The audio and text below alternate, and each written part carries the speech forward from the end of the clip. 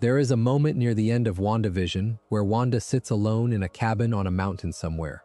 She is in astral form, her physical body seated at a table, her consciousness hovering above it, deep in the Darkhold. The cabin is remote. There is no one around. Outside the windows, the world is dark and cold. And inside, Wanda has what she wanted. Silence, solitude. The absence of grief being witnessed by anyone who might try to take it from her. Then she hears it. Across some impossible distance, from somewhere inside the multiverse, two small voices calling for their mother. Mom, Mom. She raises her head. Her eyes go wide, and the camera holds on her face for just long enough that the audience understands. This is not peace.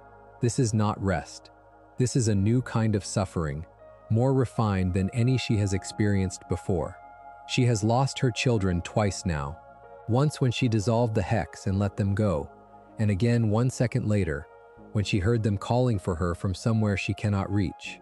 That is the story of Wanda Maximoff. Not the story of a powerful woman who went wrong. Not the story of a villain who repented. The story of someone who has been losing things, specific, irreplaceable things, since before she was old enough to understand what loss was.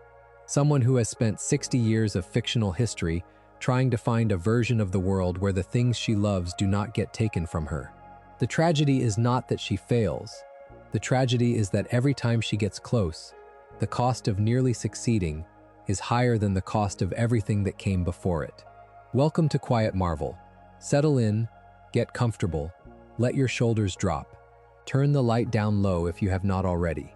This one is long, and it moves slowly on purpose, so you can drift with it. Close your eyes whenever you want to. My voice will still be here. There is a version of Wanda Maximoff that almost never existed. In 1964, a writer named Stan Lee and an artist named Jack Kirby were building out the first major villains of the X-Men, a group of mutant outcasts called the Brotherhood of Evil Mutants. They needed the group to feel populated, dangerous not just in its center, but at its margins. Kirby designed a woman with red clothing and unsettling energy. Lee tried out names, none of them stuck. Eventually, they landed on Scarlet Witch, and in March of 1964, in the 4th issue of the X-Men, a character who would reshape Marvel Comics for the next 6 decades made her first appearance alongside her twin brother Pietro, who would become Quicksilver. She was not introduced as a hero. She was not introduced as a tragic figure. She was introduced as a member of a group called the Brotherhood of Evil Mutants, which is about as on-the-nose a villain organization as mid-century comic books could produce. But even in those first pages, something was slightly off about the framing. Wanda and Pietro were not there because they believed in conquest or cruelty. They were there because Magneto had saved them. A mob, frightened of their powers, frightened of what they were, had turned on them. Magneto arrived at the precise moment when the situation became fatal, and he offered them protection in exchange for loyalty. They took the deal. Think about what that actually means. Their first appearance in Marvel Comics is not a choice they make. It is the consequence of a world that had already decided they were dangerous. They did not choose villainy. They chose survival in a world that left them no other option. That distinction is subtle in the original 1964 issues, almost throwaway. But it will define Wanda Maximoff for the rest of her existence as a character. The specific origin of who Wanda and Pietro actually were, where they came from, who their parents were, what the source of their powers might be, was not addressed in those early issues. They were mutants, members of a persecuted minority with extraordinary abilities, and that was enough context for the story the early X-Men was telling. The deeper questions about Wanda's nature were left open, and Marvel would not begin seriously addressing them until many years later, with answers that would keep changing, keep being revised, keep generating more questions than they settled. What is verified from those first appearances is this. She had a power described loosely as a hex bolt, a kind of probability manipulation, a way of making bad things happen to specific people in the vicinity of her gesture. It was deliberately vague. The creative team wanted her to be unsettling rather than precise. Someone whose abilities did not fit neatly into the physics of superheroics, but instead introduced a quality of wrongness into situations, a sense that the rules were bending. That vagueness would eventually become one of the most powerful and most dangerous things about her. You cannot fully prepare for a power whose parameters you cannot define. She and Pietro stayed with the Brotherhood for roughly a year of publication time. Then, in Avengers number 16, published in 1965, one of the most impactful roster changes in the Avengers' history occurred. The founding members, Iron Man, Thor, Ant-Man, Wasp, and the Hulk, essentially all stepped back. Captain America, who had been unfrozen and brought back into the team in earlier issues, recruited 3 former villains to fill the gap: Hawkeye, who had clashed with Iron Man, Quicksilver, and Wanda. The press and the other heroes in the Marvel Universe called them Cap's Kooky Quartet, and the nickname carries a note of mockery that was probably intentional. 4 people who between them had 1 respected name and 3 questionable ones, trying to function as Earth's mightiest heroes. The transition from villain to hero was not instantaneous in emotional terms. Wanda and Pietro spent years in the Avengers carrying the quiet weight of what they had done while working for Magneto. But the transition happened, and it was genuine. Not because someone forced them toward it. Not because the story required a redemption arc. Because the core truth about both of them, which was visible even in their debut issue, was that they were never invested in destruction. They wanted safety. They wanted to exist without persecution. And the Avengers offered a version of that. There is no part of Wanda's early history more layered with retrospective weight than the question of who her father actually is. For the first 15 years of her existence as a character, the answer was simply unknown. Her origin was vague enough that the question did not press urgently on any particular story. Then in 1979, Avengers number 185 provided the answer. Wanda and Pietro were the biological children of Magneto. Their mother, a woman named Magda, had fled from Magneto after witnessing his powers turn on a mob in an act of terrifying violence. Pregnant and alone, she sought refuge at a place called Wundagore Mountain, a location in the Marvel Universe with significant mystical history, home to the High Evolutionary, a scientist god who had dedicated his existence to accelerating human evolution through technology. It was on Wundagore Mountain that Magda gave birth to twins, and it was from Wundagore Mountain that she fled immediately afterward, disappearing into the world rather than raise children anywhere near the man she feared. This backstory remained the official account for approximately 30 years. It gave Wanda and Pietro a specific tragedy at their origin. Born to a man who became one of the most feared and powerful mutants alive, raised without knowing their father, shaped by violence and loss before they were old enough to remember it. It also gave Magneto a complicated emotional relationship with 2 of his long-standing adversaries, layering his confrontations with the Avengers and the X-Men with a grief that neither side fully understood. Then, around 2014 and 2015, Marvel reversed it. The timing was not coincidental. Fox Studios held the film rights to Mutants and the X-Men, which meant the MCU could not use Wanda and Pietro as mutants in their films. The solution required changing their comics' origin as well, at least functionally, to allow the films to establish their powers through a different mechanism. In the comics, the High Evolutionary, the scientist at Wundagore Mountain, was retroactively revealed to have performed genetic experiments on the twins as infants, altering them and giving them abilities that were not the result of an X gene. The implication was that Django and Wanda Maximoff, the Romani family who had raised the twins and who Wanda and Pietro had believed to be their parents, were in fact their real biological parents. The X gene was removed from the equation. Further reading into this retcon produced an even more elaborate rewrite. Wanda's true birth mother was revealed to be a woman named Natalia Maximoff, a Romani sorceress who held the title of Scarlet Witch before Wanda, and who was Django Maximoff's previously unmentioned sister. Natalia died after giving birth to the twins. Django raised them as his own children. The legacy of the Scarlet Witch title, it turned out, predated Wanda. It was a mantle passed through a lineage of women with extraordinary magical ability, and Wanda was not the origin of that power. She was its latest inheritor. The reception to this retcon among comics readers was, to put it charitably, mixed. Magneto and Wanda had one of the most interesting parent-child dynamics in Marvel Comics, fraught with guilt, denial, projection, and the particular pain of a relationship that neither person knew how to want, but that both of them were incapable of simply discarding. Removing that relationship removed something that had given weight to dozens of stories. My honest take is that the retcon has never quite settled. It reads like a corporate patch rather than a creative choice, and some readers and critics have openly argued for restoring Magneto's paternity and treating the retcon as what it was. A business decision made to align comics with film rights, not a creative improvement. What the retcon did clarify, however, and this matters enormously for understanding Wanda's powers, is the connection to Wundagore Mountain. Whether or not Magneto is her father, she was born on that mountain. And Wundagore Mountain is not simply a notable location. In Marvel lore, the mountain is described as the place where the elder god Chthon was imprisoned long before human civilization existed. Chthon, among the oldest and most malevolent entities in the Marvel Universe, was bound within the stone of Wundagore and left there. And when Wanda was born on that mountain, Chthon marked her. He infused her with a portion of his power before she drew her first breath. The chaos magic that defines the Scarlet Witch is not merely a mutation. It is not merely a family inheritance. It is the power of an imprisoned god, channeled through a woman who never asked for it, and who spent most of her life not fully understanding what it was she carried. This is not a small thing. A child is born on a mountain. She does not choose what lives in the mountain. She does not know what was waiting there before her first breath.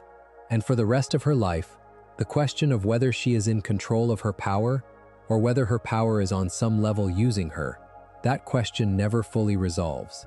There is a scene in the second Vision and the Scarlet Witch limited series, the 12-issue run from 1985 to 1986, that is almost impossible to describe without the language feeling insufficient to the moment. Wanda and Vision are living in a house in the suburbs of New Jersey. They have a garden. Vision drives to work. Wanda waves from the porch. It looks, on the surface, like a deliberate joke. The most overtly domestic possible setting for two Avengers. The android who processes human emotion through sophisticated algorithms, and the Chaos Witch who could unmake probability itself. But the series, written by Steve Englehart with art by Richard Howell, is not playing the domesticity for laughs. It is playing it straight.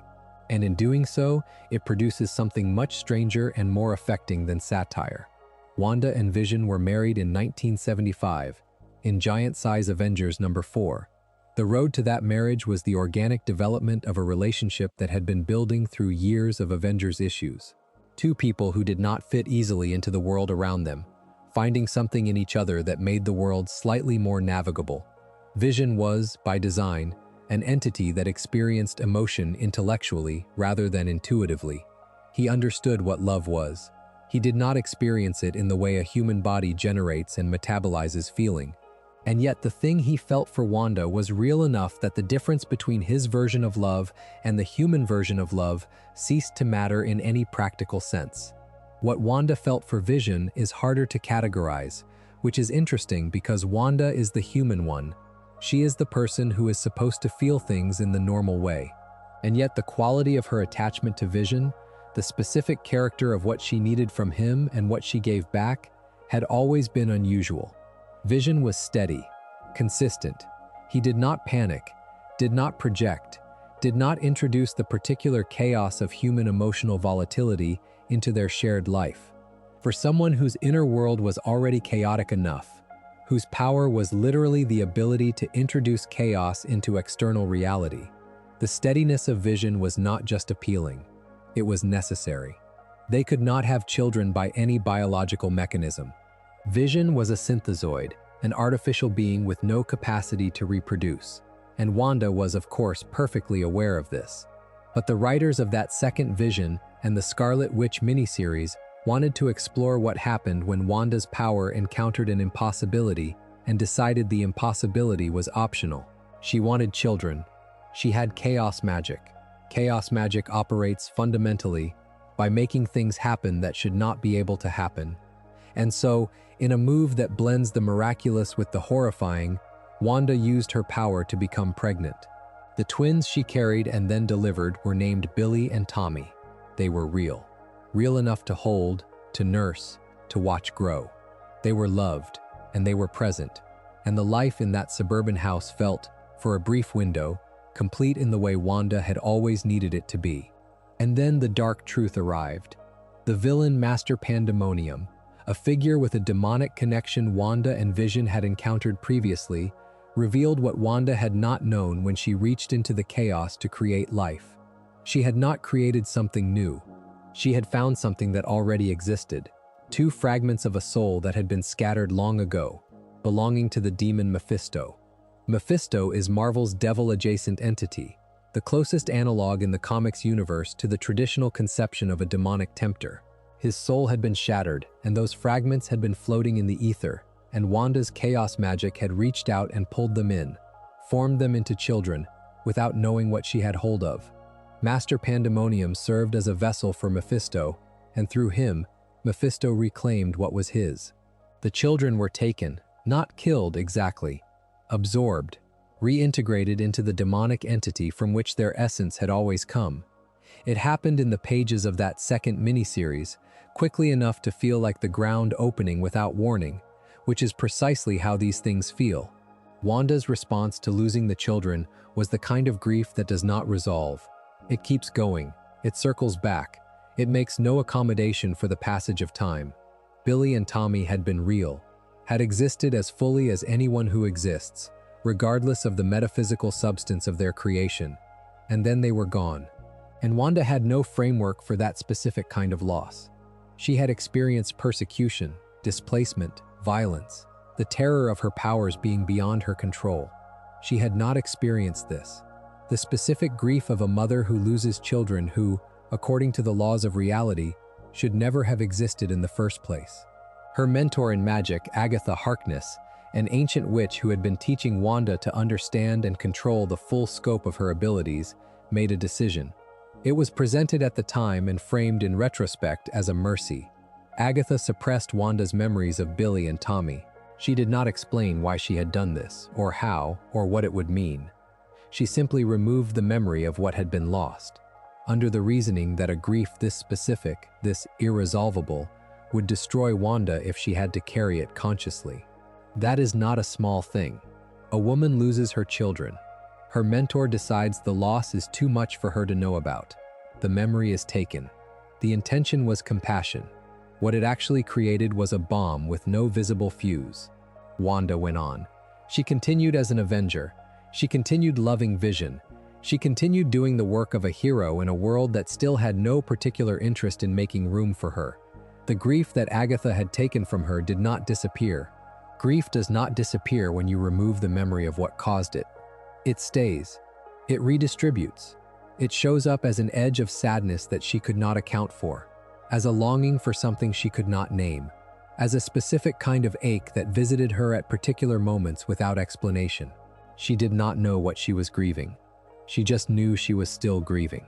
There is a version of Vision that walked back into the Avengers in 1989 and was the same in every measurable way, except for the one thing that mattered. The arc known as Vision Quest, written and drawn by John Byrne across West Coast Avengers issues 42 through 45 in early 1989, is one of the darkest things that Marvel Comics published in that era, and it did not present itself as dark. It presented itself as a consequence, a logical extension of a tension that had been building in the broader Marvel universe for years. How do you deal with an android who is also a superhero, and who is, by definition, capable of things that no purely human being could ever do? Vision was captured by a consortium of government agencies. The decision was made to dismantle him, not to destroy him precisely, but to take him apart, to examine what he was, to remove the capacity for certain forms of independent action that his level of ability represented. And during this process, his body was rendered chalk white. The synthetic skin that had given him his familiar red hue and vivid coloring was stripped away. More critically, his brain patterns, the record of his experiences, his emotional history, the software that constituted his inner life, were wiped. When Wonder Man was approached to donate his brain patterns again for Vision's restoration, having been the source of Vision's original imprint, the human consciousness whose structure became the template for Vision's synthetic mind, Wonder Man refused. He had recently developed deep feelings for Wanda and could not bring himself to essentially recreate Vision as a rival. His refusal is one of the less flattering moments in a character who is generally presented as heroic, and the story does not entirely excuse it. My reading is that Byrne is quietly indicting the whole Avenger apparatus in that panel, not just Wonder Man. When the person you love is taken apart by the government and your teammates cannot even agree on how to put him back together, the failure is collective. Vision came back. His memories were restored through a different method, but the feelings were gone. The emotional architecture, the specific quality of his experience that had made him who he was, the thing that had generated his love for Wanda over years of shared experience, had been erased and could not be perfectly reconstructed from memories alone. He remembered everything. He felt nothing. He was the same being the way a photocopy of a letter is the same letter. Technically accurate, functionally present, entirely unable to produce the warmth of the original. What Wanda was left with was a husband who could recall every moment of their relationship, but who could not access the experience of having lived it. He was not cold to her. He was not cruel. He was simply empty in the specific space where their love had existed. He could tell you what their marriage was. He could not feel what it meant. The marriage did not survive this, not in any real sense, though the formal dissolution took much longer. What Wanda was left with was the loss of something she still had. Vision was present. Vision was alive. Vision was technically still her husband, and the thing she had actually loved, the quality of his inner life, the specific warmth of his attention, was gone. She had lost a husband who was still standing in front of her. There is a moment in Avengers Disassembled, the 2004 story arc written by Brian Michael Bendis, that is the most instructive single beat in the entire Wanda Maximoff narrative. Not because of what happens in it, but because of how small the thing is that triggers what happens. The Avengers are gathered, normal heroes in an abnormal situation, the kind of scene that plays out hundreds of times across decades of Avengers issues.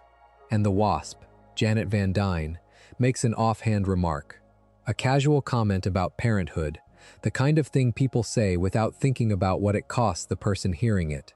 She is not being cruel. She does not know what she is stepping on. Nobody in the room knows, because Agatha Harkness removed the information from Wanda's memory years ago with the precise intention of preventing this kind of accidental wound.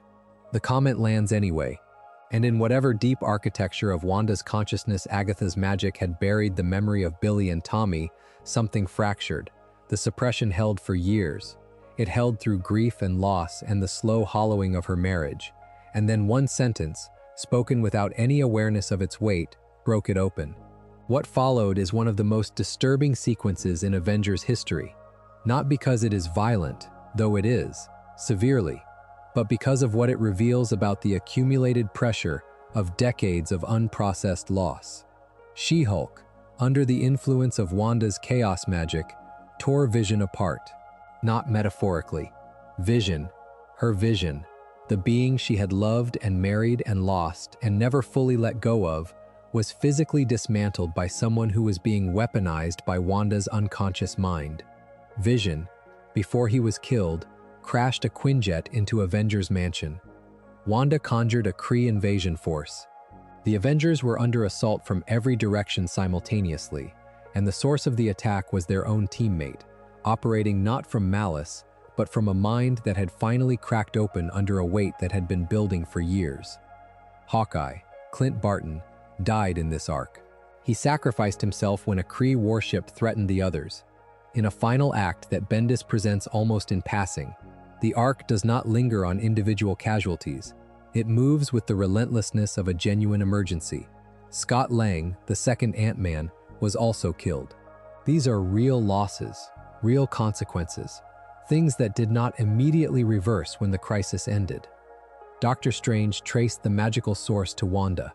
The Avengers went to Genosha, the mutant homeland Magneto had once ruled, to confront her, and what they found was not a villain in control of her own actions.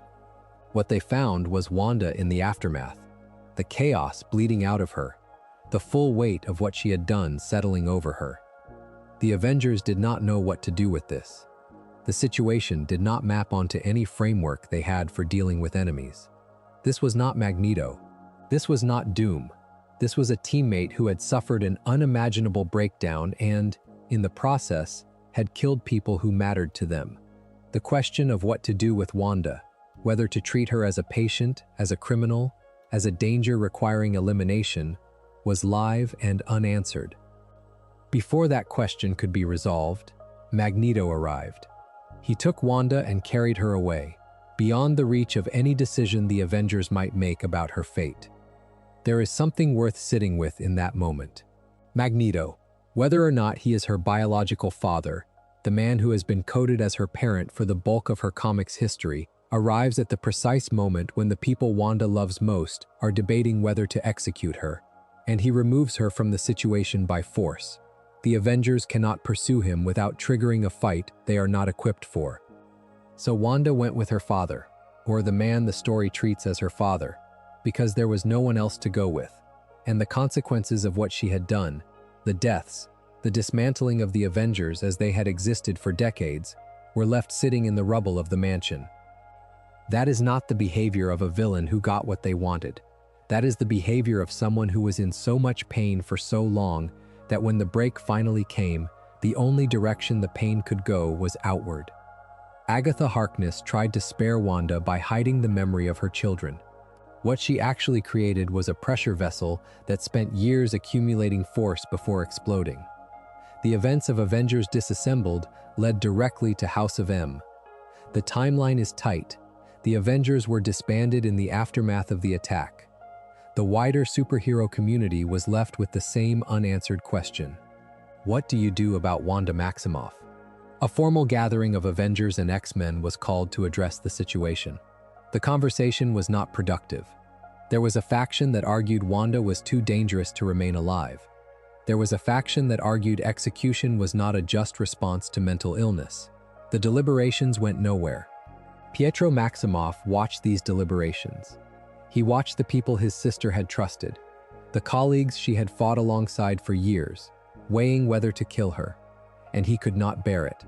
His entire life, Pietro had been the protector, the faster twin, the one who put himself between danger and everyone he cared about. Watching Wanda's death be debated as a reasonable policy option was not something he was capable of enduring passively. So he went to Wanda, who was in a dissociated state, fragmented and not fully present, and he told her something. He described the conversation happening about her, and then he suggested a solution. He knew her power could reshape reality. He knew, because he had grown up alongside her, that the one thing Wanda had wanted for most of her life was a world where they were safe, where being different, being feared, being the kind of person a mob wants to destroy, did not mean constant danger. He suggested she give everyone what they secretly wanted, build a world where all of that became possible. Wanda used the words, "No more." The world went white. When reality reassembled itself, it was unrecognizable in its structure, but coherent in its dream logic. Mutants were the majority population. Magneto, the man who had spent decades fighting for mutant supremacy, sat at the center of a global mutant dynasty called the House of M. Humans were the marginalized minority. It was a world shaped by wish fulfillment. Every hero got the version of their life they most secretly wanted, and the architecture of the whole was designed to keep those wishes satisfying enough that no one would think to question the premise. House of M, written by Brian Michael Bendis with art by Olivier Coipel, ran 8 issues published in 2005. It is one of the most consequential stories in modern Marvel Comics history, not because of anything that happens within the altered reality, which is mostly a delivery mechanism for the central act, but because of what happens when the altered reality ends. A young woman named Layla Miller discovered she could awaken people to the truth of what the world actually was. She worked with the heroes. They began to remember, and when enough of them had remembered, when the dream became too fragile to sustain, Wanda turned on Pietro. The manipulation he had performed, whatever his intentions, had created a world built on lies and built on Wanda's power being used without her full understanding of the consequences. Wanda's anger in that moment, when she saw what Pietro had done, what he had talked her into, what it had cost, was total. And when she spoke again, The words she chose were not a reshaping of reality into something kinder. They were its undoing. No more mutants. 3 words. A sentence without a subject, technically, just the object and the negation. In that instant, mutant kind was functionally gutted. The depowering swept across the vast majority of the mutant population worldwide, leaving only a small remnant with their abilities intact. The mutant population went from millions to a small confirmed handful. The X gene itself was not merely suppressed in those who already had it. It was suppressed in the human genome, meaning no new mutants would be born. The species was being ended from within, by one of its own members, in an act of grief-driven devastation that no villain in Marvel history had ever come close to matching. There is no way to state this with sufficient emphasis. Wanda Maximoff, with 3 words, nearly wiped out an entire species. Not through violence, but through the withdrawal of a biological capacity. The thing she removed was so fundamental that the loss could not be contested or appealed. You cannot argue with someone who has removed the thing that made you what you are. The aftermath of House of M is known in Marvel Comics as the Decimation, or M-Day. The name decimation is technically inaccurate. To decimate, etymologically, means to reduce by 1/10, and what happened on M-Day was far more comprehensive than that. But the word was chosen for its emotional register, not its mathematical precision, and in that sense it fits. The sheer scale of what occurred. Think about it. From millions of mutants to a small fraction of that number. The remaining mutants living under government protection at the Xavier Institute became one of the most closely watched populations in the world. Their symbolic weight was almost impossible to process. A species reduced to a count smaller than a large apartment building's occupant list. The mutants who retained their powers did so arbitrarily. There was no pattern. There was no mercy in the selection. Some of the most prominent and powerful mutants in the world were depowered.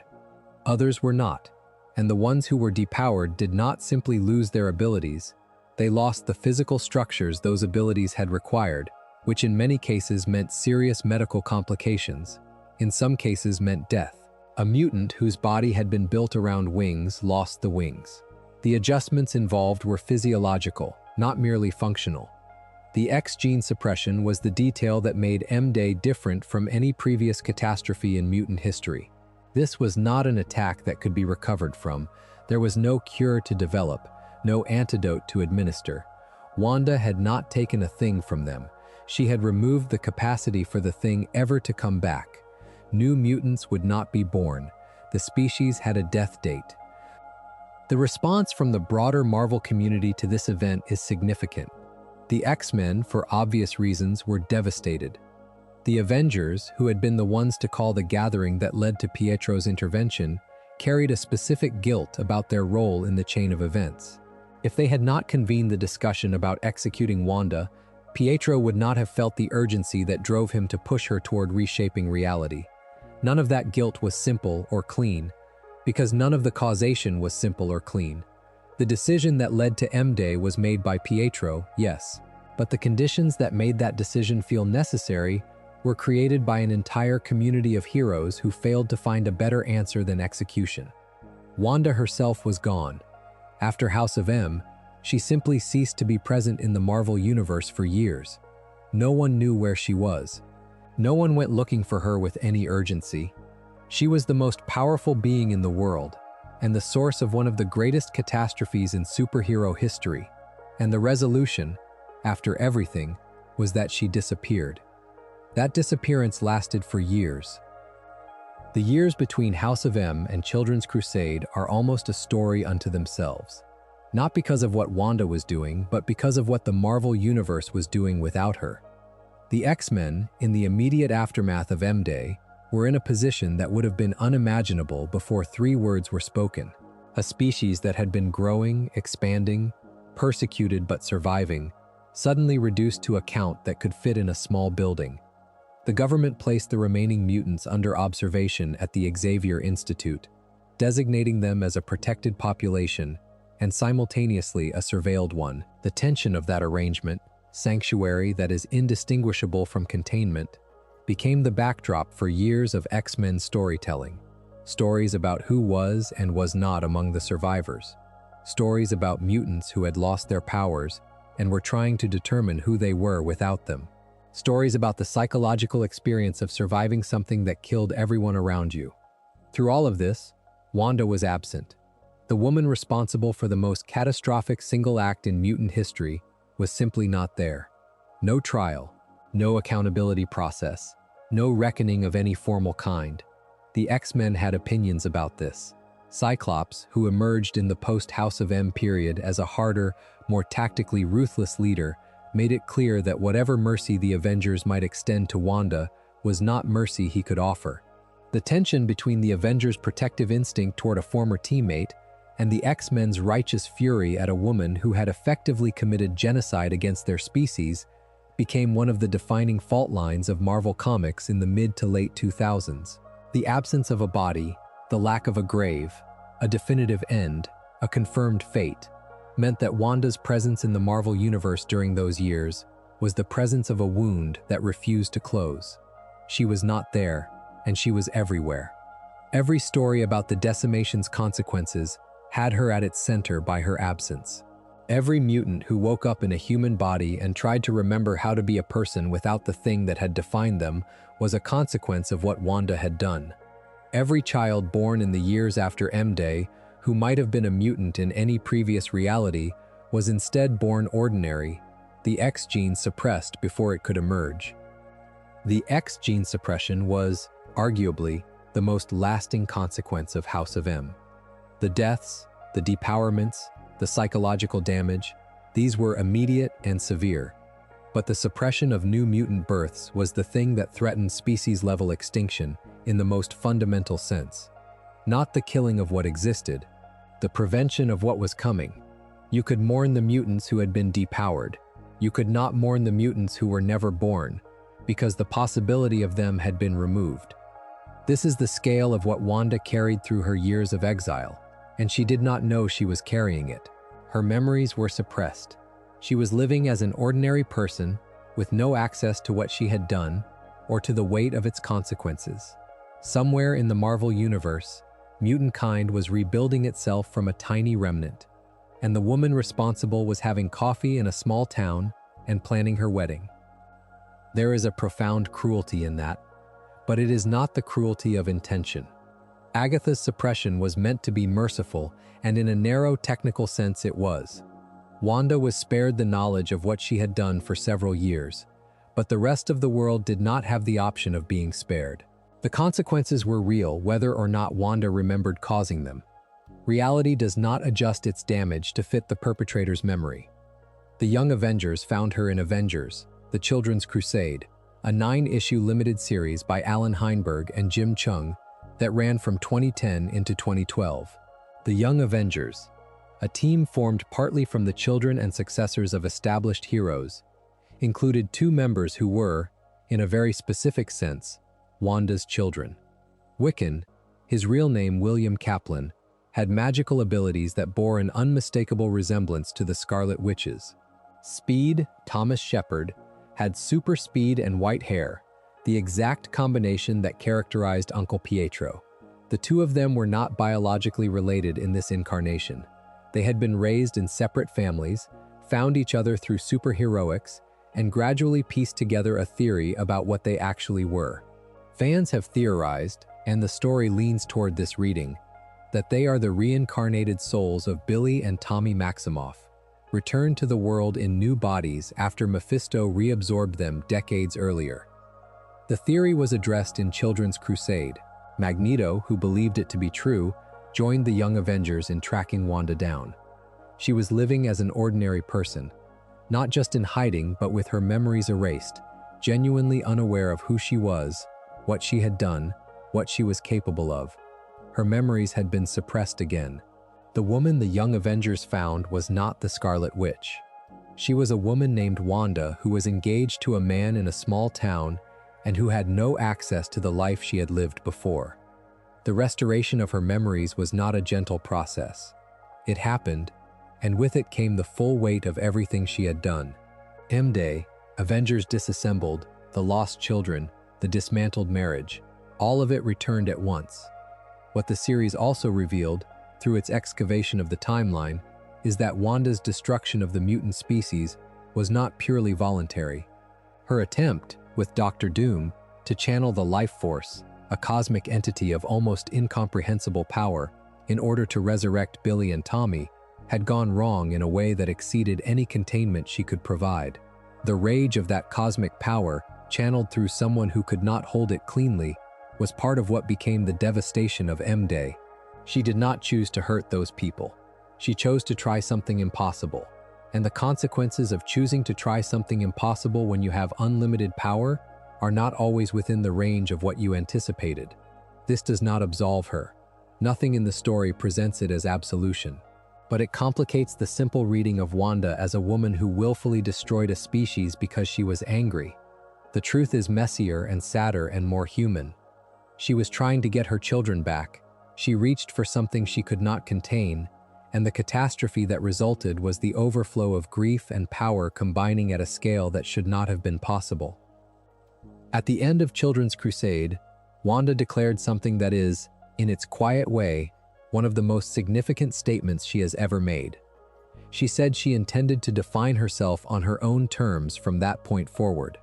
Not as Magneto's daughter, not as Pietro's twin, not as Vision's wife, as Wanda Maximoff, who was all of those things and more than all of those things, and who had the right to determine what that meant going forward. It is a good statement. It is the kind of statement that marks a genuine turning point. Whether the Marvel Universe actually allowed her to make good on it is a more complicated question, and if I am honest, my answer is only sort of. There is a moment in X-Men, The Trial of Magneto, the 2021 5-issue series by Leah Williams and Lucas Werneck, that initially appears to be about whether Magneto murdered Wanda at the Hellfire Gala. Her body is found. The community of mutants on Krakoa, already in a complicated relationship with Wanda, given the history of M-Day, moves quickly toward accusation. Magneto is the obvious suspect, but the story is doing something more interesting than a murder mystery. It is doing something with the concept of sacrifice that most superhero narratives do not have the patience for. Wanda had not been murdered. As the series reveals, she willingly gave her life in order to create a mystical space that would let the Krakoan resurrection protocols reach mutants who had died before Cerebro's backup systems existed. Without that reach, the mutants who had died on M-Day and before could not be brought back. Wanda's sacrifice, performed in secret, was an attempt to repair some portion of the damage she had caused. She gave her life not as atonement theater, but as a practical act. She found the one thing only she could do that addressed the scale of what she had taken. She was resurrected inside the series because this is superhero comics, and death in superhero comics is rarely the final word, but what mattered was the act itself, not its permanence. The Krakoan community, a community that had spent years harboring understandable fury at her, was forced to reckon with what she had actually done. The mutants took a vote and gave her a title, Redeemer. That is the same woman who spoke 3 words and depowered a species. The symmetry is not accidental. It is the architecture of a character who has spent her entire existence generating consequences at a scale that seems incompatible with the single human being at the center of it all. There is a version of Wanda Maximoff who carries a specific history that the Marvel Cinematic Universe chose not to tell. In the comics, Wanda is canonically of Romani descent. Through her true birth mother, Natalia Maximoff, the sorceress who was the original Scarlet Witch and who died giving birth to the twins, Wanda's heritage is specific and documented. The Romani identity is not incidental to her early story. Her and Pietro's persecution, the mob that drove them to Magneto, the vulnerability that made their situation feel like a trap with only one exit. These things are rooted in the particular violence that Romani people have historically faced across Europe. The hatred directed at them in the early comics is not generalized anti-mutant sentiment. It is the specific shape of anti-Romani racism, translated into a superhero context that amplifies the intensity without fully disguising the real-world source. When the MCU was building Wanda Maximoff for the screen, they placed her in Sokovia, a fictional Eastern European country with no specific cultural identity beyond politically unstable and caught between larger powers. Elizabeth Olsen, a white actress with no Romani heritage, was cast in the role. The specific Romani identity that gives the comics version of Wanda her historical grounding was replaced with a vague Eastern European backdrop that could serve as a generic source of trauma without requiring any particular cultural specificity. This has been documented as a criticism by Romani community members, cultural scholars, and journalists. The erasure is not accidental. It is the result of a production process that treats cultural specificity as optional when it belongs to a minority community that does not have significant power in Hollywood to advocate for its own representation. Olsen has spoken about wanting to honor the character's heritage. She also, in a widely noted and criticized comment, used a term for Romani people that is considered a slur by many in the community. The comment deployed the word in precisely the way casual prejudice deploys such terms, not with malice, but with the comfortable unawareness of someone for whom the word's history is not personal. The reason to state this plainly, in a video primarily about Wanda's fictional tragedy, is that it reframes something. The comics Wanda is a Romani woman who fled persecution, who found protection in a monsters organization, who turned toward heroism and then paid for it at every subsequent stage. The MCU Wanda is a generic Eastern European trauma survivor whose specific identity has been smoothed away into something more easily legible to a mainstream global audience. These are not the same character in all the ways that matter. The tragedy is real in both versions. But the specific texture of what it means to be the Scarlet Witch, the weight of a heritage that includes centuries of persecution attached to the particular power she carries, is something the MCU version never fully had. This is not a reason to dismiss the MCU version. Olsen built something real and affecting across a decade of performances, and I think her work carries the character honestly within the boundaries the script gave her. But it is a reason to understand what the comics version is doing that the MCU version cannot, and to give the original its full due. The Scarlet Witch ongoing series launched in January of 2023, written by Steve Orlando with art by Sarah Pichelli, and it represents the fullest expression of who Wanda Maximoff is after everything the comics have put her through. The premise is simple enough to describe in one sentence. A mysterious door appears only to those who are in the greatest need of help, and inside is Wanda, ready to offer it. In practice, what this means is that the series has positioned Wanda not as an Avenger who happens to be Romani and who happens to have staggering magical power, but as something older and more specific. A healer, a sanctuary, a woman who has survived enough catastrophe that her presence is itself a form of witness for people navigating their own. The series features Quicksilver, Polaris, Vision, and, in an unusual choice that signals the increasing permeability between MCU and comics aesthetics, a character named Darcy Lewis, who appeared in WandaVision as a researcher studying the Hex from outside.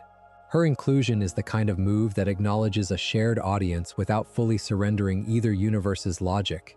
And it works, because Orlando is not using the MCU echoes to replace the comic's own depth. He is letting them coexist. What the Orlando series captures, that earlier Wanda stories have sometimes missed, is the specific quality of someone who has been the most powerful person in the room and the most broken person in the room, and who has learned, slowly, at great cost, that those two things do not have to be synonymous. The Wanda of 2023 is not healed. She is not past what happened. She is working, and she is helping, and she has found a form for her power that is oriented toward repair rather than toward the magnitude of what she could destroy if she allowed it to go that direction. The shop that only the desperate can find is a perfect metaphor for what Wanda has become by this point in her story. She is not advertising. She is not performing heroism for an audience. She is not trying to rehabilitate her reputation by being visibly good in front of witnesses. She is just there when people need her, and the door only appears to those who can see it, which means the people who find her are already the people who need what she specifically has to offer. It is, in its quiet way, the most hopeful version of Wanda that comics have produced. Not because it wraps her tragedy neatly, it does not, but because it shows a person who has integrated the magnitude of what she has experienced and found, in that integration, a new kind of purpose. She is not okay, but she is useful. And for Wanda Maximoff, across 60 years of story, being useful without being destructive is harder than anything else she has ever done. Now the story moves. It does not go backward into comics history again. It goes to the MCU, to Elizabeth Olsen, to Sokovia, to a specific year, a specific apartment, a specific missile. Wanda Maximoff was born in 1989 in Sokovia, a small fictional Eastern European country positioned by the MCU as a place defined by its position between larger powers. Historically unstable, economically precarious, politically peripheral, the name Sokovia does not appear on any real map.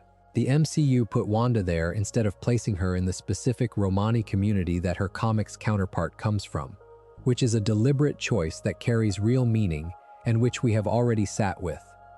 Her parents were named Oleg and Irina Maximoff. She had a twin brother, Pietro. They lived in an apartment block that, when Wanda and Pietro were 10 years old, was struck by a Stark Industries shell. The first shell killed their parents. Wanda and Pietro, buried in rubble, survived. Then they saw the second one. It was right there, close enough to read the name on the side. Stark Industries. The weapon that had just killed their parents had landed next to them intact, and it had not detonated. They stayed there for 2 days. 2 days in the rubble, with the unexploded ordnance and the silence and the understanding of what was written on the side of the thing that had taken their family. This is presented in WandaVision, in the flashback episode previously on, the 8th episode of the series, which aired February 26, 2021. And there is a detail in that flashback that the show reveals with enough care that it needs to be stated plainly. The second Stark shell did not fail to go off because of a manufacturing defect or a lucky malfunction. Fans have read the sequence as Wanda unconsciously casting a probability hex and turning it into a dud, and the show quietly frames it that way too. Wanda saved her own life before she knew she had powers. She saved Pietro's life before either of them knew what she could do. And they spent 2 days next to that shell, in terror, not knowing that the reason they survived was already inside her. Think about what that does to a child. The thing that makes you different, the thing that eventually makes you a target and an experiment and a weapon, was there from the beginning. It was there at the worst moment, and it did the most important thing it would ever do, and she had no idea. She thought she survived because the shell was a dud. She survived because she is the Scarlet Witch, and the Scarlet Witch's power was alive in her at that age and would not let the weapon her enemy built take her out of the world. The years that followed were shaped by that day, by the name on the side. Wanda and Pietro grew up carrying an anger that was specific and directed, not generalized anti-American sentiment, but a grief that had a brand name attached to it. Tony Stark built the thing that killed their parents. The anger was legitimate, and it produced, eventually, a choice. When Hydra came to Sokovia offering the opportunity to become powerful enough to do something about the source of that anger, Wanda and Pietro volunteered. Baron Strucker, the Hydra operative who ran the program, had acquired Loki's scepter, which, though no one fully understood this at the time, contained the Mind Stone. He used the stone's energy in experiments on volunteers, most of whom died. Wanda and Pietro survived. More than that, they were changed. Pietro's speed was released into him. Wanda's probability manipulation, already inherent, was amplified and diversified into a wider spectrum of mental and reality-bending abilities.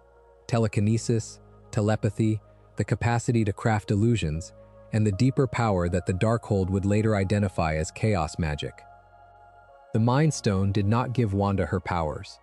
The WandaVision flashback makes this clear in a visual moment that is easy to miss. When young Wanda looks into the stone, the form of the Scarlet Witch she will eventually become reaches back toward her from within it. The stone recognized what was already there. It amplified and awakened. The power was always hers. Avengers: Age of Ultron opened in 2015 and introduced Wanda and Pietro to the MCU in full for the first time, following their brief appearance in the post-credit scene of Captain America: The Winter Soldier the previous year.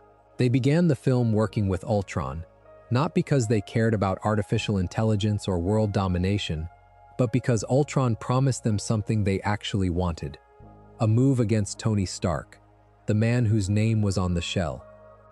When they discovered that Ultron's plan was not focused rage but extinction, the annihilation of humanity as a species, they defected. The distinction mattered to them. They wanted the man who had hurt them to feel what they had felt. They did not want every human being on Earth to die. That is a coherent moral line for people raised on the specific grievance of parental murder. Pietro died during the Battle of Sokovia. Ultron, controlling a fighter jet, opened fire on Hawkeye and a child who were trying to evacuate. Pietro used his speed to get there first. He took the bullets. His last words, directed at Hawkeye, whom he had been needling throughout the film, were, "You didn't see that coming." It is a joke. His last words are a joke. Wanda felt it, not metaphorically. She was on the other side of the city, engaged in her own battle, and she felt Pietro's death like a signal cutting out. She stopped what she was doing. She looked at nothing visible, and then she let the feeling move through her and become something she could use, and she leveled the robots around her without touching them. The film does not add music to tell you how to feel about this. It just holds on her face for a second, and then she does the thing she does, and then the scene moves on. The restraint of that choice is the right choice. Any score added on top of it would have been an insult to the weight of the moment. Pietro was gone, Wanda continued. She became an Avenger, which meant she had now done two impossible things: survived the experiment that killed most of its subjects, and kept going after her twin was murdered in front of her, at the age she had been when their parents were killed. Grief, in Wanda's life, is not something you work through and arrive at the other side of. It is the atmosphere. You breathe it in and you keep moving because the only alternative is stopping, and stopping in the middle of a fight gets people killed. Captain America: Civil War arrived in 2016, and with it, one of the most consequential single mistakes of Wanda's MCU tenure.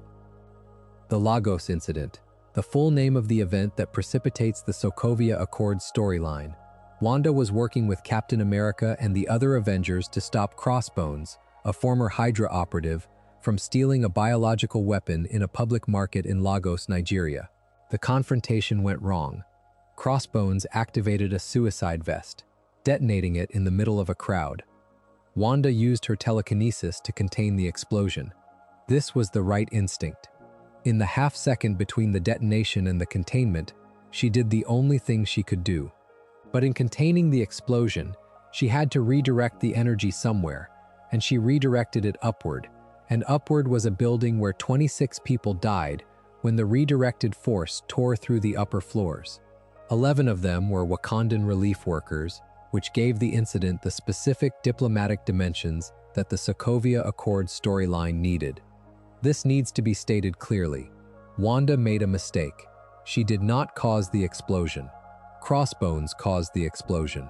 She intervened to minimize casualties, and her intervention itself caused casualties. That is not malice. It is the specific category of tragedy that occurs when someone with enormous power operates in an environment where the margin for error is narrower than human reaction time can accommodate. The Sokovia Accords, signed by 117 countries in the aftermath of Lagos, were at least partly framed around the question of what to do with Wanda Maximoff. Not only her. The Accords were a broader response to the pattern of collateral damage associated with superhero activity. But she was not a peripheral case study in the debate. She was near its center. She sided with Captain America. She ended up imprisoned after the airport battle in Germany, held at the Raft, an underwater supermax facility, along with other Avengers who had refused to sign the Accords. The image of her there, in a cell, with a device designed to suppress her powers fitted over her, is one that Civil War does not linger on. It passes through it and moves forward. But sit with it. She had just tried to save lives in Lagos. She had, for the first time, gotten something wrong in the process of trying to do the right thing. And the consequence was imprisonment. That is not a small thing either. The specific detail that most people do not fully register about Avengers, Infinity War, the 2018 film, is not the snap. It is the sequence that leads up to the snap, and specifically what Wanda was asked to do. She and Vision had been living in hiding in Edinburgh, Scotland. The relationship that had been developing quietly through the later events of Civil War had become something real and present. They had a life, or something approaching a life. The two of them, in a city that was not New York, not the Avengers compound, not any place connected to the network of obligations and consequences that had defined their existence for years. They were just two people having dinner. Then the Black Order arrived. Corvus Glaive and Proxima Midnight, serving Thanos, came for the Mind Stone in Vision's forehead. Vision survived the attack, badly damaged. He and Wanda made it to Wakanda, where the Avengers were gathering for a final stand. And in Wakanda, the question was put to Wanda directly. Could she destroy the Mind Stone? The stone was part of Vision's consciousness, part of the physical structure that his existence depended on. Destroying it would kill him. It would also potentially prevent Thanos from completing the Infinity Gauntlet, which was the only reason to do it. Vision asked her to do it. He asked her to kill him. She is the only being with a close enough connection to the Mind Stone, forged through the experiments that gave her powers, to actually destroy it. No one else can. The stone that made her what she is the same stone that would kill the person she loves if she unmakes it. The structure of the ask is almost unbearably precise in its cruelty. On the battlefield of Wakanda, while simultaneously using her full power to hold back Thanos, physically restraining him, alone, with enough force that he could not approach for a significant period of time, Wanda destroyed the Mind Stone. She held Thanos at bay, and she killed Vision with her own hands, and she did both of those things at the same time without looking away. Then Thanos used the Time Stone. He reversed the moment. Vision's death was undone in the most specific possible way, not erased from Wanda's memory, not made not to count, but literally reversed so that it happened again. So that she watched Vision die a second time, and then Thanos took the Mind Stone and left, and the snap followed, and Wanda was erased from the universe, along with half of all life. She killed him once. That was not enough. He was killed again right in front of her, and then she ceased to exist for 5 years.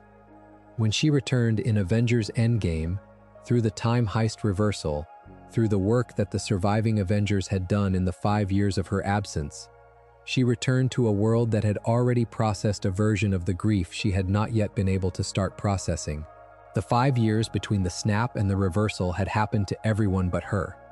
She came back to a grief that was exactly as fresh as the moment she left. The confrontation with Thanos in the final battle is one of the few moments in the MCU where a character gets to say what they are feeling directly, without the awkwardness of narrative framing making it feel melodramatic. Thanos does not know who she is.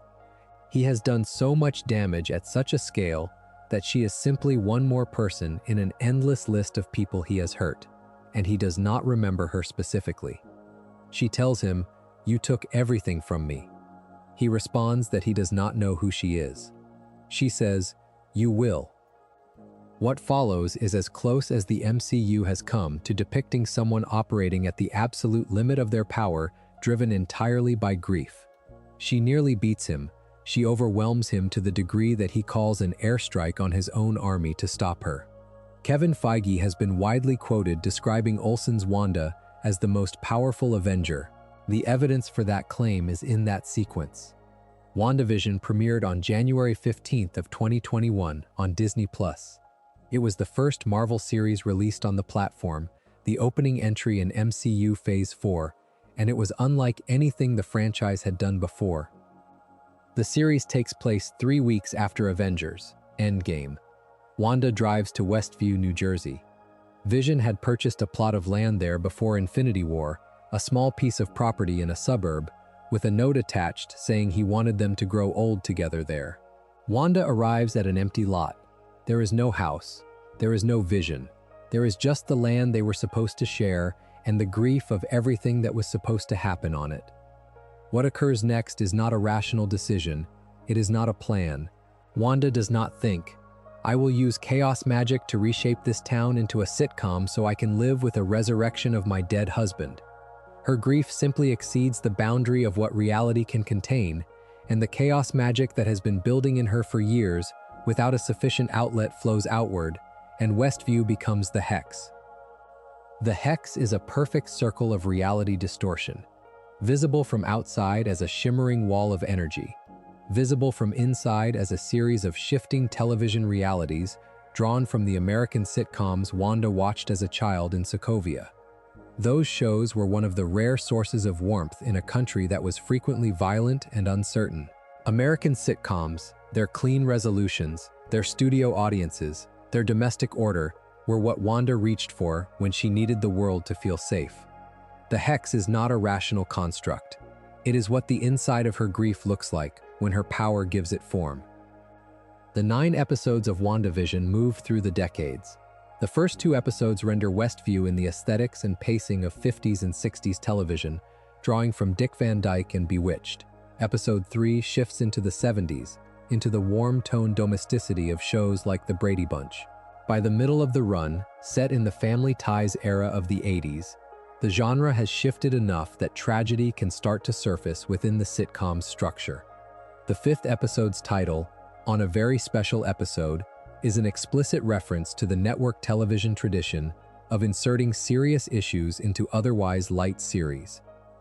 The structure has been compared to the model of grief that names 5 stages: denial, anger, bargaining, depression, acceptance.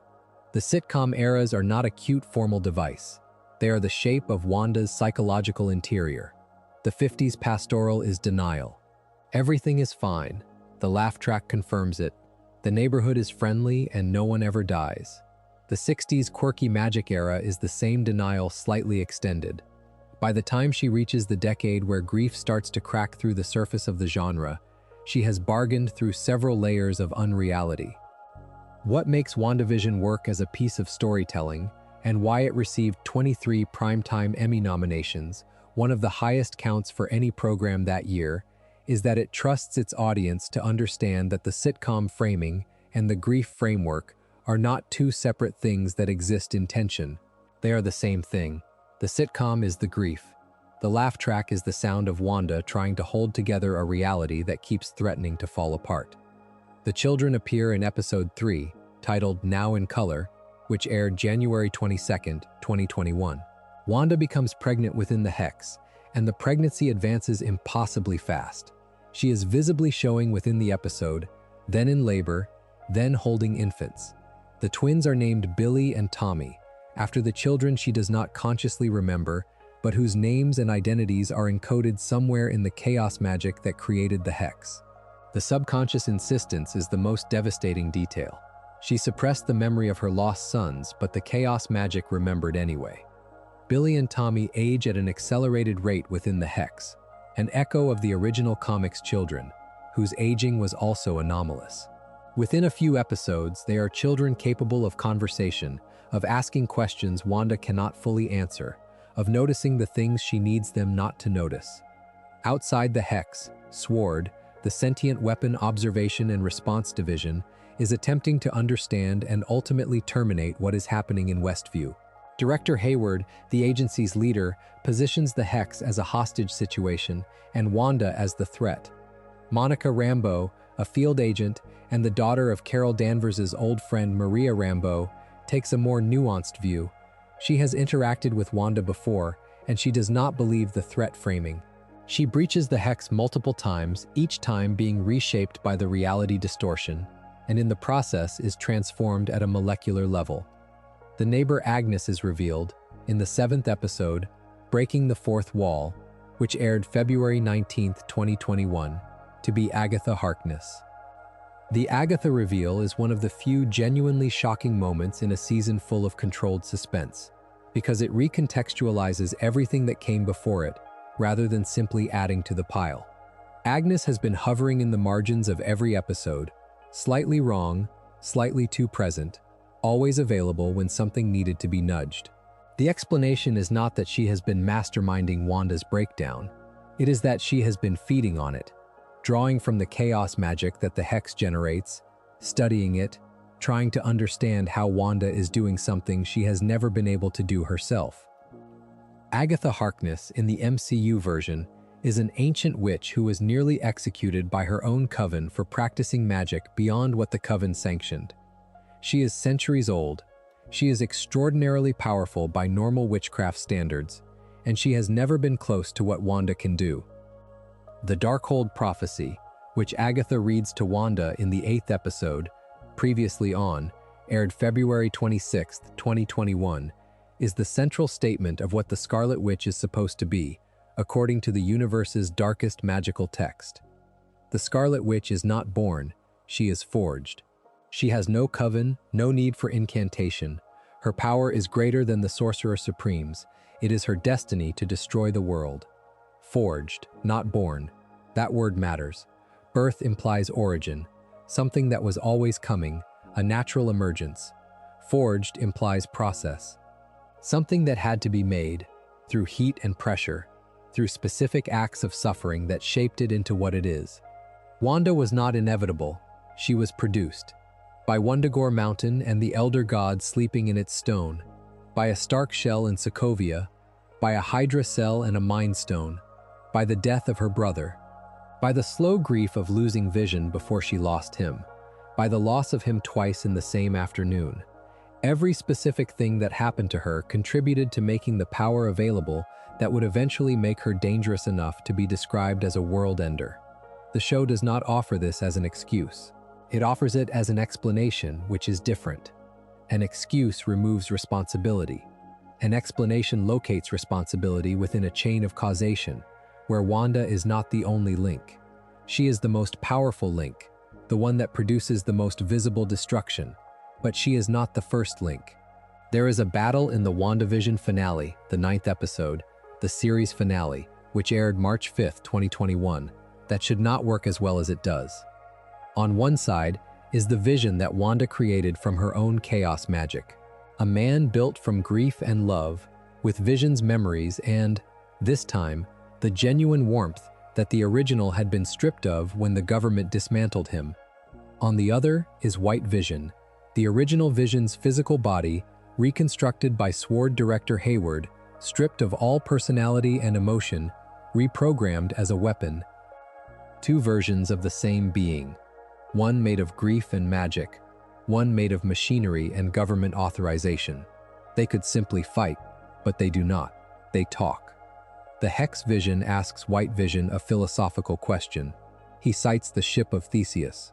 The ancient thought experiment about identity and continuity, about whether a thing that has had all its parts replaced is still the same thing. White Vision is the original physical body with the original components. Hex Vision is a new entity with the same memories and personality. Which one is Vision? The argument is brief and precise, and it resolves not with a winner but with a restoration. Hex Vision, using his chaos magic connection to the original's memory, reaches into what White Vision has been suppressing and brings it up to the surface. White Vision's full history, everything that happened before Hayward's program, surfaces. He processes it. He says, "I am Vision," and then he flies away. That is the most unexpectedly intellectual scene in the MCU. Two artificial beings settle a philosophical problem about identity and selfhood through a conversation. No punches needed. The punch would have been the wrong answer to the question the scene is asking. What White Vision is doing after flying away is not specified in WandaVision. Vision Quest, announced for Disney+, will presumably begin to address this. The White Vision who flew away is, in some real sense, the original Vision, the one whose history Hayward tried to suppress, now restored and searching for what he is, without the Hex, or the chaos magic, or the grief construct to define him. The finale's final act is the dissolution of the Hex. Wanda makes the choice to end it, because she has to, because the people of Westview are suffering inside it, because maintaining it requires her to sustain something at a cost that is unsustainable. She expands the Hex to free the Sword forces that had been transformed and frozen at the boundary, and then she slowly brings the walls in. The sitcom world collapses. The house reassembles itself into the empty lot she arrived at 3 weeks earlier. Vision, standing in it as it dissolves around them, takes her hands and asks what she is. She tells him he is the piece of the Mind Stone that lives in her. He is her grief and her love and her memory and her hope. He is the most human part of her. She says goodbye. Billy and Tommy, in their room, feel the world ending around them. Their last words to her, before they cease to exist with the hex that created them, are, "Mom, Mom, we are not afraid of you. We know you will set it right." Those words are not comforting. They are the opposite of comforting.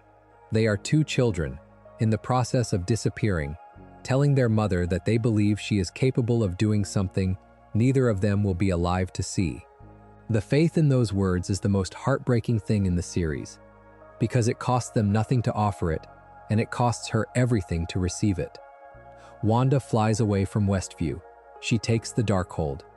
The final post-credit scene shows her in a remote cabin, in astral form, studying the book while her physical body sits at a table.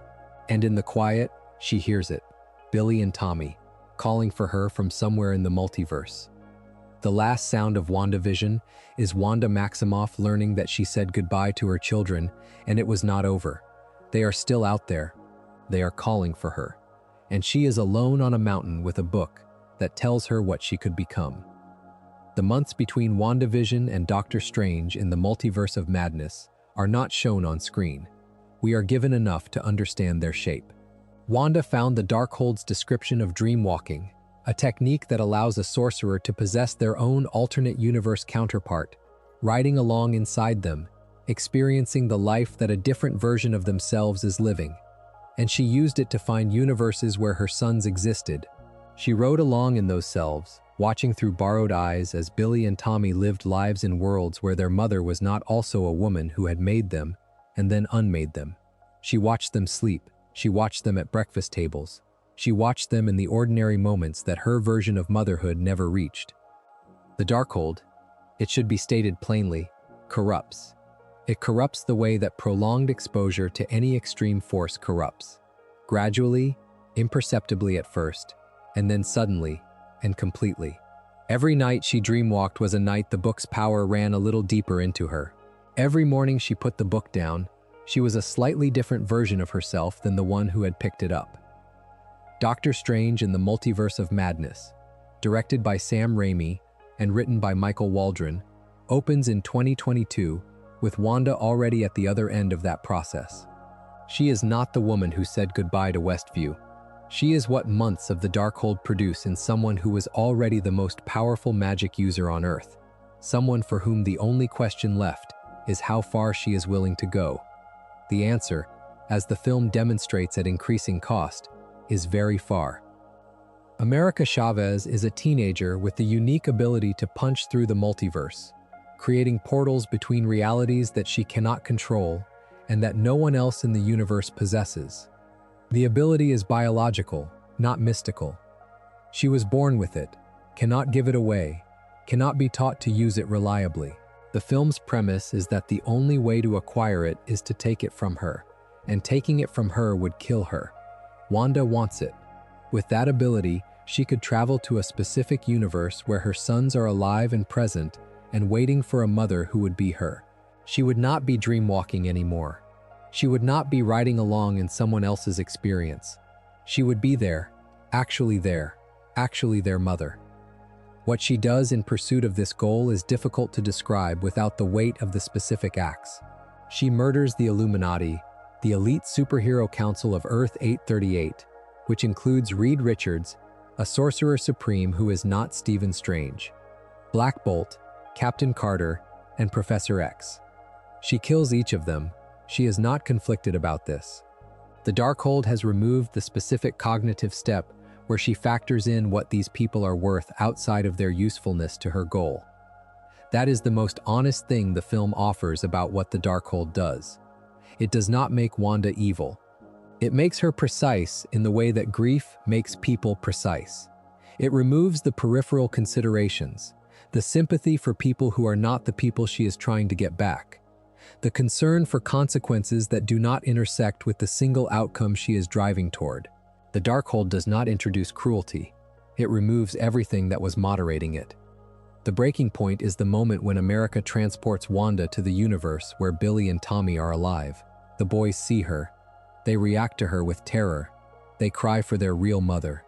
The alternate universe Wanda who raised them, who is not this woman, who is not the burning thing that has just materialized in front of them. That moment, two children recoiling from their mother in fear, is the moment the story has been building toward, not the massacres, not the power demonstrations. This, a woman who has spent months or years doing unspeakable things because she wanted to be a mother, finally in front of her children, and finding that what she has become in the process of getting there is exactly the thing that makes them afraid of her. She sees herself, not in a mirror, in their faces, in the specific quality of their fear, which is the fear of a monster, not the fear of a stranger. Wanda dissolves the possession. She returns to her own body, and she goes to Wundagore Mountain, the place of her birth, the place where Chthon's essence is said to be bound in the stone, the source of the Darkhold's physical power in the world. She destroys every copy of the Darkhold across every universe, and then she brings the mountain down upon herself. The film does not show a body. There is rubble, and there is a brief shot of red light fading. The door is deliberately not sealed.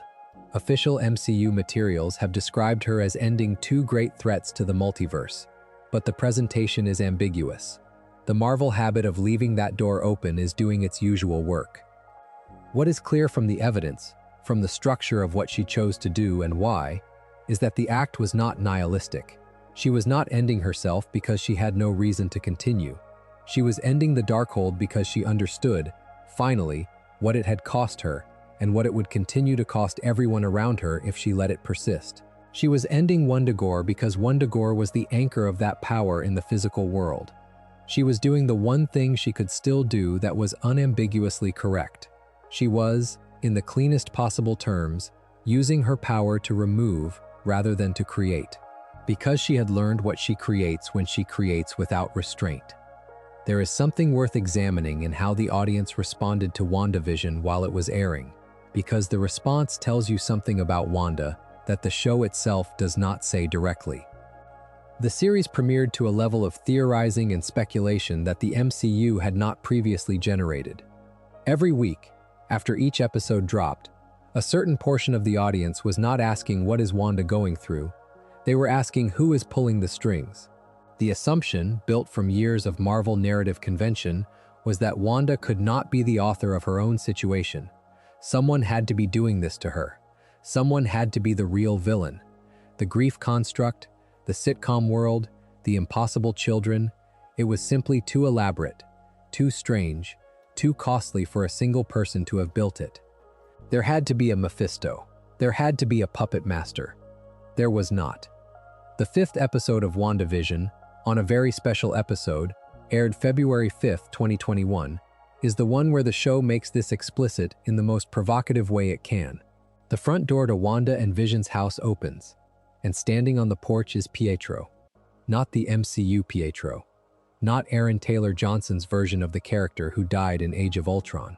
Evan Peters. The actor who played a different version of Quicksilver in Fox's X-Men films. A completely separate franchise, a separate continuity, a character who was never part of the MCU's official history and who appeared in a run of films that existed under a different studio's ownership. The audience response was immediate and enormous. The theories converged on the same basic reading. This was the multiverse.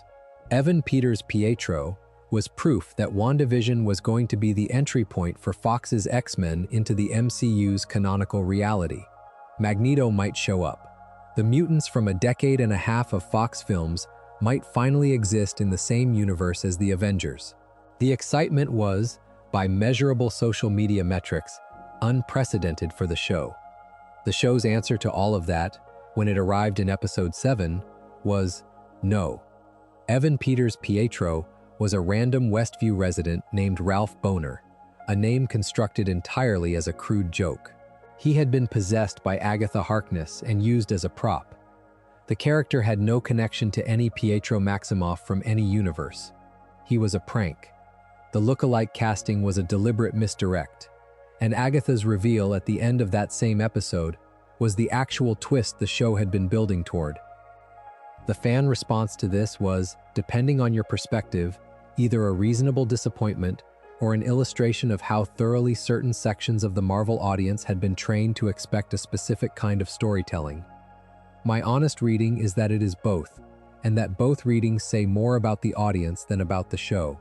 The interpretation that WandaVision was fundamentally about grief, about a woman who missed her dead partner so much that she accidentally built an entire reality around a simulacrum of him, was available from the first episode. But grief is not a Marvel-scale plot twist. Grief does not have a hidden villain. Grief does not resolve with a final battle.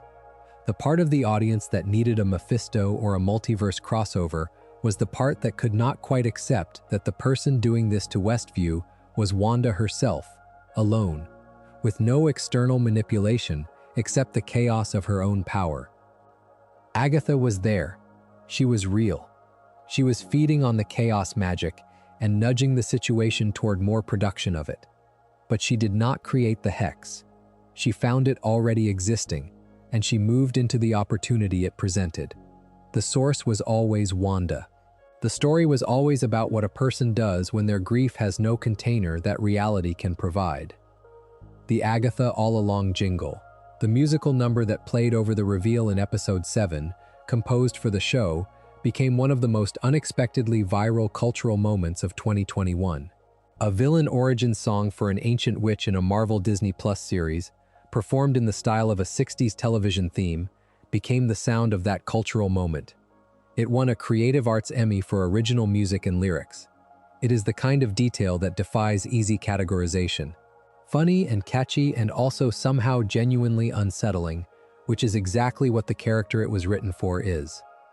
23 Primetime Emmy nominations for WandaVision.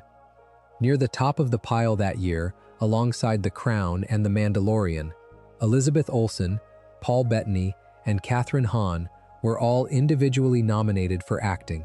The nominations were not just a commercial metric. They were a formal recognition that what had been made was not a superhero story that occasionally touched on grief, but a grief story that happened to be about superheroes, and that the distinction was visible to people whose job it is to evaluate the quality of performed emotion. The world outside the Hex changed too. Monica Rambeau, who crossed the Hex boundary multiple times and was physically transformed by the process at a molecular level, emerged with abilities that the series did not fully define. Her story, a woman whose mother, Maria Rambeau, died of cancer while Monica was erased by the Snap, who came back 5 years later to a world where her mother was already gone, runs parallel to Wanda's grief in a way the show notes without belaboring. Both of them lost someone while they were somewhere they could not help it. Both of them are trying to figure out what that loss means for who they are now. There is a way of reading the Illuminati sequence in Doctor Strange in the Multiverse of Madness that is not about spectacle. The Illuminati of Earth 838 are a council of the most powerful heroes in their universe. Reed Richards, Black Bolt, Captain Carter, Professor X, and versions of characters the audience has seen elsewhere in other forms. They have assembled in response to the threat that Wanda represents, and they have a plan for how to handle her. They are going to contain her. They have the authority and the capability, in their judgment, and they are going to exercise it. Every single one of them dies. There is a specific reading of this sequence that the film does not offer explicitly, but that the structure supports. The Illuminati are not wrong to see Wanda as a threat. They are wrong about what their plan will cost them. They are wrong the same way that the Avengers and X-Men were wrong in House of M. They have assembled to deal with a woman in crisis, and their plan for dealing with her is one that does not acknowledge the full measure of what she is capable of. They know she is dangerous. They do not know how dangerous. Nobody ever does, in any version of this story, because the ceiling of what Wanda can do keeps being higher than what anyone expected. Reed Richards, played briefly by John Krasinski, in a piece of casting chosen specifically to satisfy fan wishes, dies. He dies in the manner of someone who believed intelligence could substitute for preparation. He tries to reason with her, to talk her through the full implications of her plan. She thanks him for explaining how to handle his powers and then demonstrates that she was paying attention by killing him with his own elastic body turned against him. Professor X, in his yellow hover chair from the animated X-Men series, approaches her with the gentlest possible intervention. directly into her mind, trying to reach the Wanda who is still somewhere underneath the Darkhold corruption. He nearly succeeds. For a moment, the broken version of her is visible, and the real her is visible through it, and it seems like it might be enough. Then the corrupted consciousness snaps back and takes him with it. The horror of this sequence is not the deaths. The horror is that every approach fails, not because they are bad approaches exactly, but because they are approaches for a situation that is still primarily about Wanda as a person, as someone who can be reasoned with, contained, reached, de-escalated. And the Darkhold has removed the part of her that was accessible to those interventions. The Wanda who could be talked down is still in there. The Professor X scene proves it. But the Darkhold is between her and anyone trying to get to her, and the Darkhold is not negotiable. What this means, structurally, is that the film makes a case for why Wanda herself is the only person who can stop Wanda. Not because she is too powerful for anyone else, though she is, but because the intervention that actually works is the one that reaches through the Darkhold to the mother underneath, and that can only come from her children. Not from a superhero or a sage, from two small boys who look at her and are afraid. The story does not end there. Stories about characters this deeply embedded in a mythology never end cleanly. Agatha All Along, which premiered on September 18, 2024, is a 9-episode Disney Plus series centered on Catherine Hahn's Agatha Harkness. Still trapped in Westview under the memory hex Wanda placed on her at the end of WandaVision's finale, she escapes, with help from a mysterious teenager who refuses to share his name and who turns out, in the course of the series, to be Billy Kaplan, William Kaplan, the MCU's version of the boy who was, in the comics, the reincarnated soul of Wanda's son. 3 years have passed since WandaVision.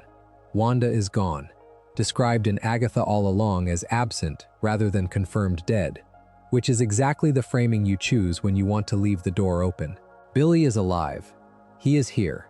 He found his way to Westview, to the place where his origin in this universe begins, to the witch who is the closest living connection to the woman who, in some sense, made him. The series received positive critical reception. Catherine Hahn earned a Golden Globe nomination for her performance. It is positioned as the second entry in what has been described as a WandaVision trilogy, with Vision Quest, announced for Disney Plus with Paul Bettany returning, as the trilogy's conclusion.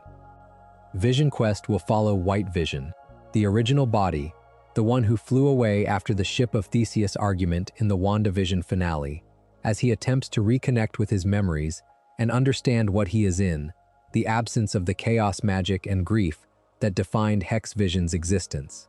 It is, at its core, the story of someone asking whether they are still who they were when the thing that defined them is gone. Vision without Wanda. The White Vision, who has all the memories but not the feeling of having lived them, trying to find his way back to something real. Which is, in its way, a mirror of what Wanda's entire story has always been. She is a person who keeps trying to find her way back to something real, through chaos magic and probability manipulation and the sheer force of wanting it to be true. The Hex was the most extreme version of that impulse. Westview was her trying to find her way back to vision, to family, to a life that felt the way the American sitcoms promised life could feel. It was unreal. It was built from grief and power and delusion. And inside it, for a few weeks, she had something real enough that dismantling it cost her more than anything she had ever survived. As of the present, Elizabeth Olsen has said publicly that she is stepping away from the MCU for other projects, and there is no official confirmation from Marvel Studios that she will return in the Multiverse saga's remaining films. That leaves everything about a possible return to speculation. Fans have speculated, rumors have circulated, but the confirmed truth is that Wanda's story sits, as of now, at the collapsed mountain in Multiverse of Madness, with the door narrowly open and no one able to say for certain whether it will be walked through. What is not speculative is the legacy. There is something the MCU did with Vision and Wanda's relationship that the films never fully credited themselves with doing well.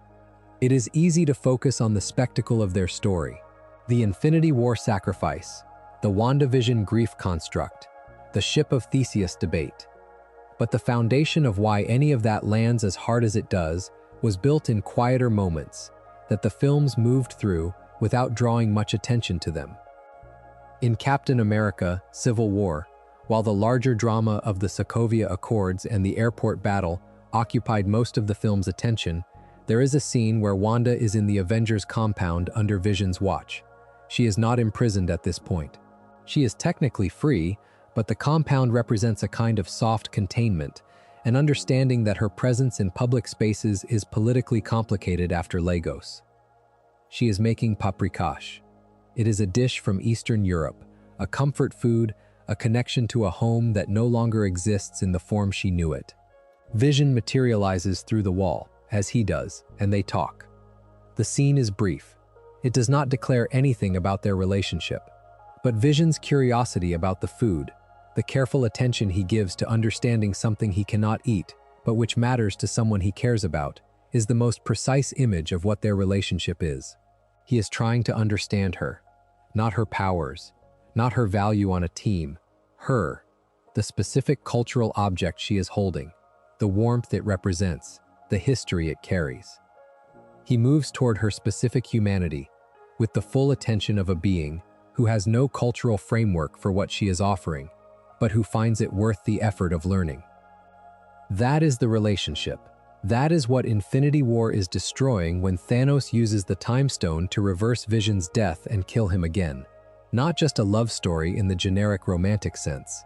The particular texture of being known by someone who had to work to understand you, who could not take for granted the things humans take for granted about each other because he was not human, and who did that work anyway, because you were worth it.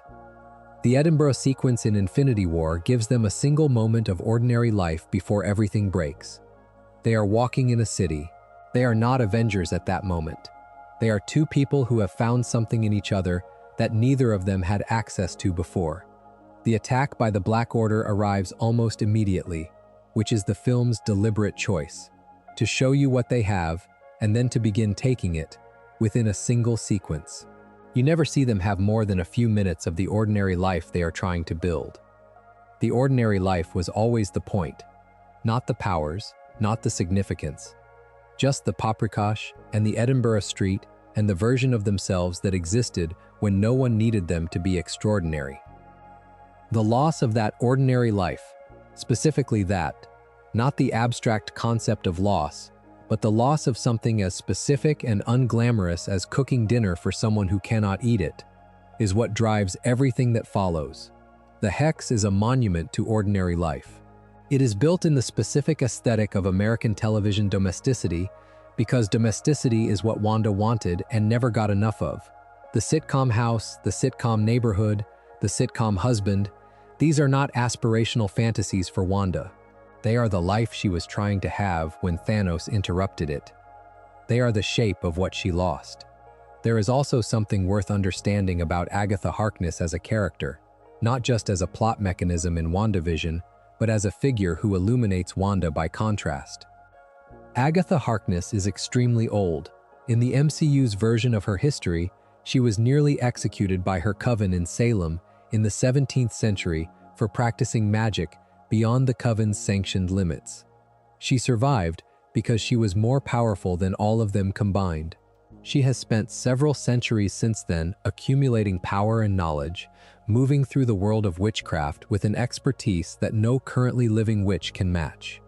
And yet, for all of that accumulated power and knowledge, Agatha cannot do what Wanda does. She cannot generate chaos magic. She cannot reshape reality. She can study it, drain it, feed on it when it is being produced, but she cannot produce it herself. The thing that makes the Scarlet Witch singular, the thing the Darkhold calls a destiny to destroy the world, is something Agatha has spent her long life trying to understand because she will never have it. This creates a relationship between them that is not simply mentor and student, or villain and hero, or rival and equal. It is something more like the relationship between a craftsperson and a natural phenomenon. Agatha has mastered her craft through centuries of practice. Wanda is rain. You cannot learn to be rain. You can study it, try to channel it, try to get close to where it falls. But the thing itself is not available to you through effort or study or centuries of accumulated knowledge. What Agatha wants from Wanda, underneath the scheming, is not power exactly. It is the answer to the question of what it feels like to be what Wanda is. To have that kind of power not as something earned, but as something you are. Agatha has been working for it her entire long life. Wanda was born with it, did not ask for it, spent most of her existence not fully understanding it, and would probably have traded it for an ordinary life in Sokovia, with her parents still alive. The bitterness in that gap is palpable in their scenes together. Agatha is competent and ambitious and ancient, and she will never be the Scarlet Witch. Wanda is the Scarlet Witch, and she keeps trying not to be. There is a specific kind of tragedy that Wanda Maximoff represents that is different from the tragedy of most fictional characters.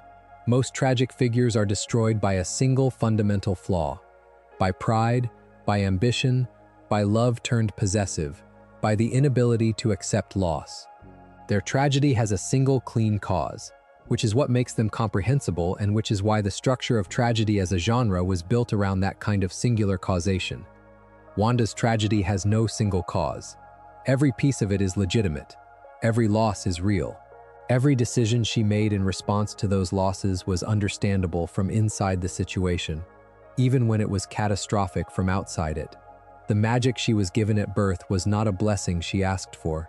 The parents she lost were taken by a specific corporate weapon she did not have the power to prevent. The brother she loved was killed before she could reach him. The husband she built a life with was dismantled by people afraid of what he represented, rebuilt as an empty copy, then killed twice in the same afternoon. The children she created from chaos magic were revealed to be fragments of a demon's soul. The memory of those children was taken from her to spare her the grief. The grief found another way out. At every step, something is being done to Wanda Maximoff. Not by her, not by her choices, by the machinery of a universe that seems to require her to have lost everything in order to be as powerful as she is. The power that makes her the Scarlet Witch, that makes her, according to the Darkhold, more powerful than the Sorcerer Supreme, more powerful than any being born to ordinary reality, was forged in those losses. Not just enabled by them, forged. The losses are constitutive. She is what she is because of what was taken. Think about what that means. The power she has, the power that saved her own life at 10 years old, the power that gutted mutant kind, the power that created the Hex and everything inside it. That power exists in its current form because of Chthon's mark on her at birth, because of the Stark Shell, because of the Hydra experiments, because of Pietro's death, because of Vision dying in her hands. All of it contributed to making her what she is. All of it was also genuinely terrible. The most powerful woman in the Marvel Universe is powerful because the most terrible things kept happening to her. The story has never offered Wanda a world where she gets to be powerful and also okay. She gets to be one or the other. When she is powerful in the way the story requires her to be, when she is operating at the level that justifies her place at the center of the MCU's largest narrative arcs, she is in the middle of grief so acute that reality itself cannot contain it. When she is okay, when she is Wanda in the suburbs, Wanda in Edinburgh, Wanda cooking paprikash for Vision in a tiny apartment, she is not the Scarlet Witch. She is just a person trying to have a life. The tragedy of Wanda Maximoff is not that she destroyed things. It is that she kept trying to build things, over and over, with whatever she had left, in whatever universe the story placed her, and the universe kept finding new ways to take them from her. Not out of cruelty exactly. Universes are not cruel because they are not intentional. But the structural pattern, across 60 years of comics history and across a decade and a half of the MCU, is the same. Something is given, and then something is taken, and Wanda is left holding the space where it used to be. And yet she keeps going. She kept going after Pietro. She kept going after Vision the first time, and the second time, and the third time. She kept going after losing the children she did not know she had lost, and after losing the children she made to replace them, and after losing the version of herself that could have been a mother. She destroyed the Darkhold and brought down Wundagore, not because she was giving up, but because it was the most powerful thing she could do with what she still had. Wanda Maximoff is not, finally, a tragedy about loss. She is a story about the persistence of the person who is doing the losing, about what it looks like to survive the unsurvivable and then survive the next unsurvivable thing, and the one after that. The survival is not triumphant. It does not look like the end of a superhero film. It looks like a woman alone in a cabin on a mountain, in astral form, studying a book she knows will corrupt her, hearing the voices of children she already said goodbye to, and not knowing yet whether she has the strength to not go to them. That is the whole story. Not the powers, not the battles, the moment before the decision.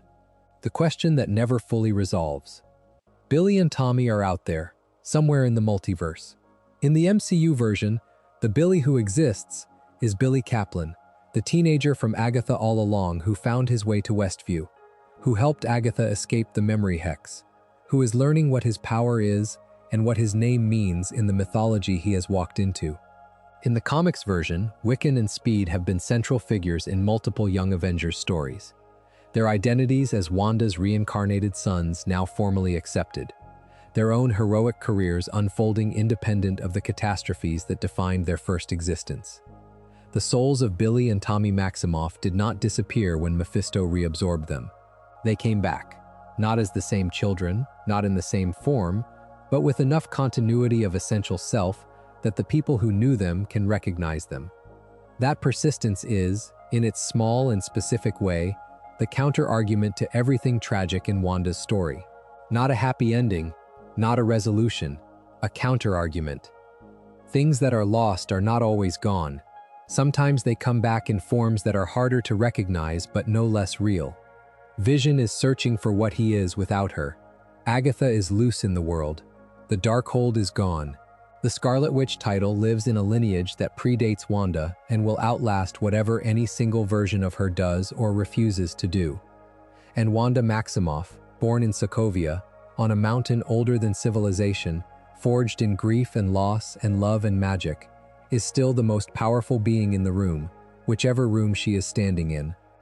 So let yourself drift now, if you have not already. The story is here, and it will be here again tomorrow, and the next night, waiting quietly if you want to come back to it. There is no more Wanda tonight than the version who chose to bring the mountain down. And that, in the end, is the version worth carrying to sleep. Someone who kept losing and kept trying, and, at the last, used what she had left to remove the thing that would have kept hurting people. If you enjoyed the video, make sure to subscribe, and I'll see you in the next one.